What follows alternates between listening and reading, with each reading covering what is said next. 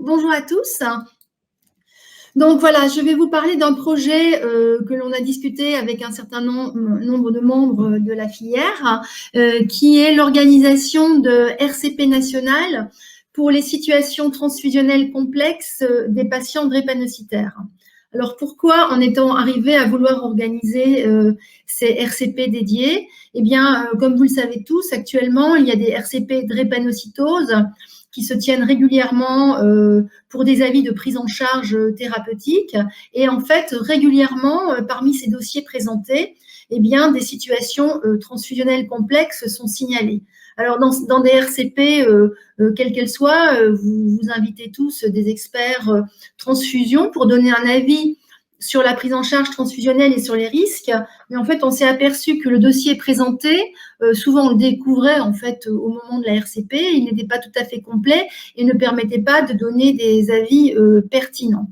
Donc, ce qu'il a été proposé, eh bien, c'était d'isoler ces cas et de les présenter dans des RCP dédiés qui réuniraient et les cliniciens et les transfuseurs.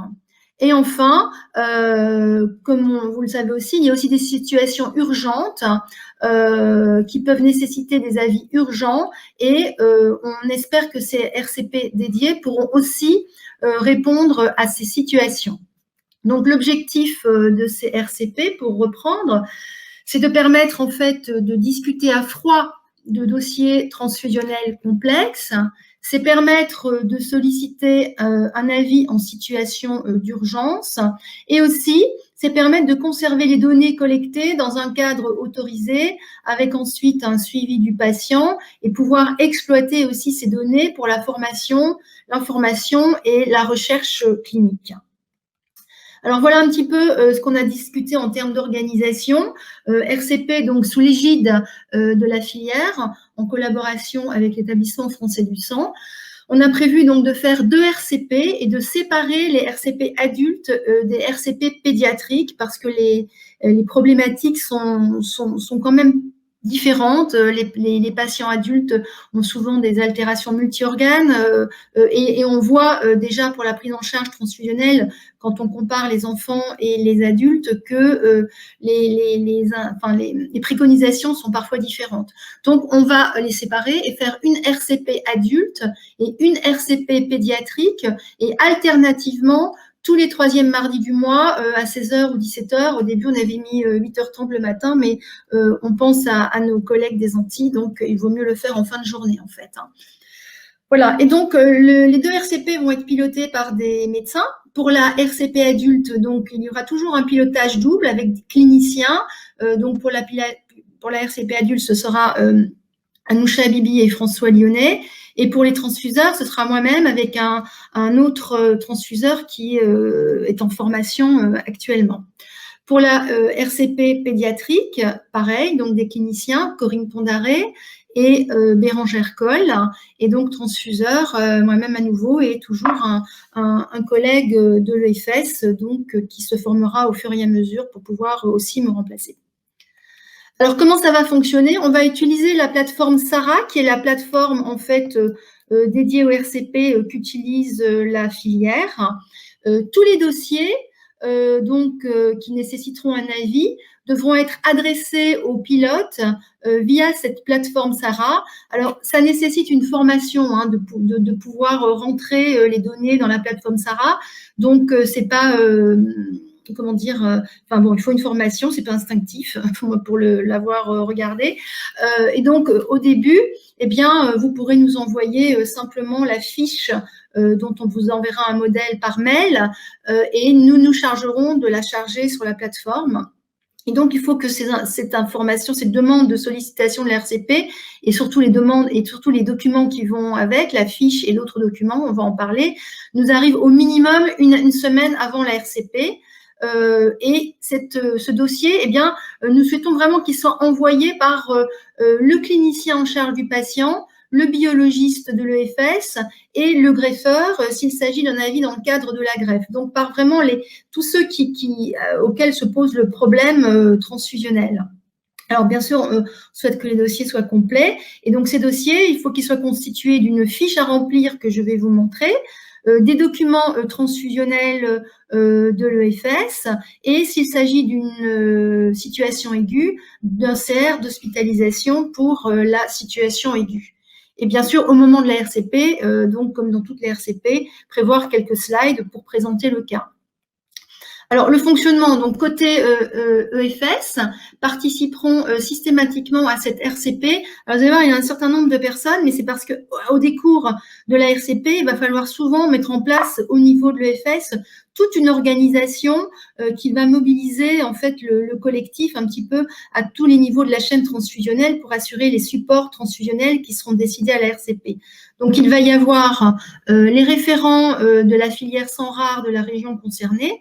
Donc, des référents ont été nommés dans chaque région de France et ces référents vont avoir donc une tâche importante au décours de la RCP pour organiser ce qui aura été décidé pour un patient en termes de support transfusionnel.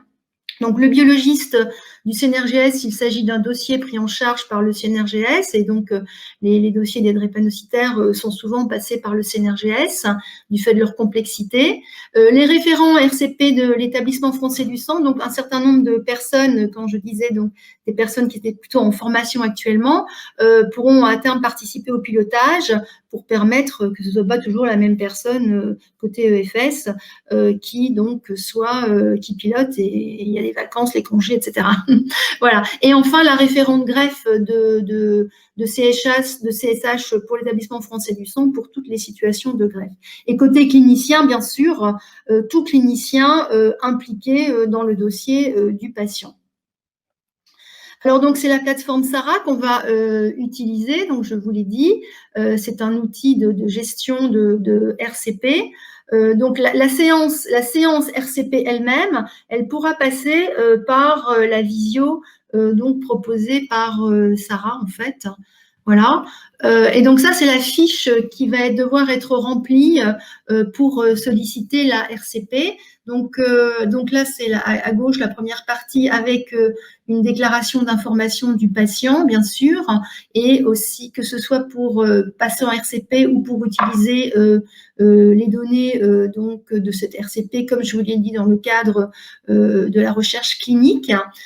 Ensuite, bien sûr, l'identité de l'équipe médicale qui présente le dossier, le médecin responsable, donc le clinicien, le médecin ou biologiste du centre de transfusion et le greffeur, s'il s'agit d'un patient qui va être greffé. Et donc, préciser quelles sont les questions posées à la RCP. Alors, voilà le type de questions, en fait, qui peuvent être posées à la RCP transfusion. Donc, il ne s'agit pas de discuter de comment on va traiter un patient, le prendre en charge. On est vraiment sur des thématiques ici transfusionnelles. Hein. Donc, le patient est-il en impasse transfusionnelle? Parce que parfois, on dit qu'il est en impasse, ça traîne dans les dossiers, mais ce n'est pas toujours certain dans le fond. Et c'est bien de revoir le sujet. Quel risque pour un patient de développer une nouvelle hémolyse post-transfusionnelle? Quel protocole pour de nouvelles transfusions? Est-ce qu'il y a des ressources suffisantes pour la mise en place d'un programme transfusionnel ou pour une greffe de CSH, puisque comme vous le savez, il y a un support important en préconditionnement qui est nécessaire, et puis d'autres questions à poser avec préciser les éléments pertinents du contexte.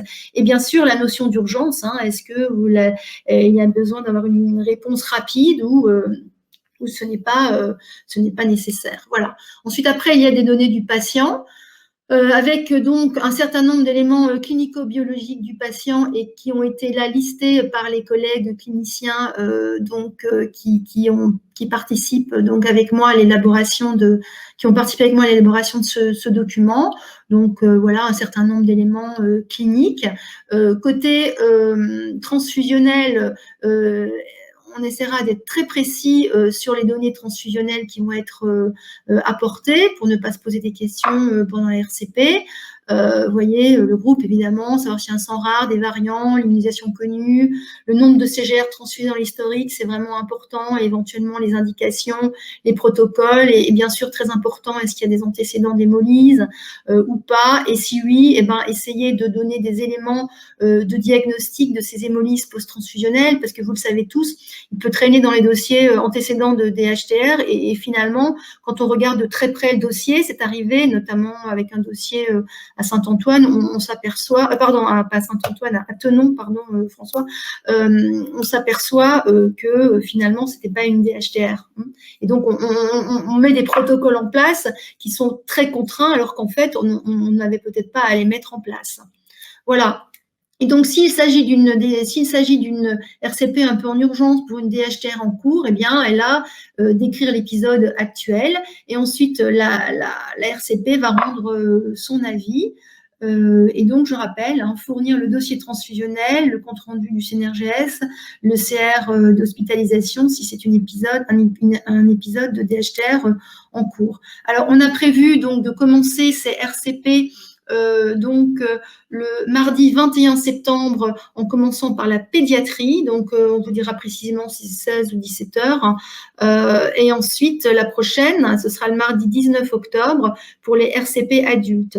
Donc pour l'instant, eh bien, on fera passer par la filière les fiches de demande, et donc s'il s'agit de la RCP adulte, les envoyer à moi-même et à Anoucha, et pour les et à François Lyonnais, j'ai oublié le mettre dans la... Pardon, j'ai oublié son mail.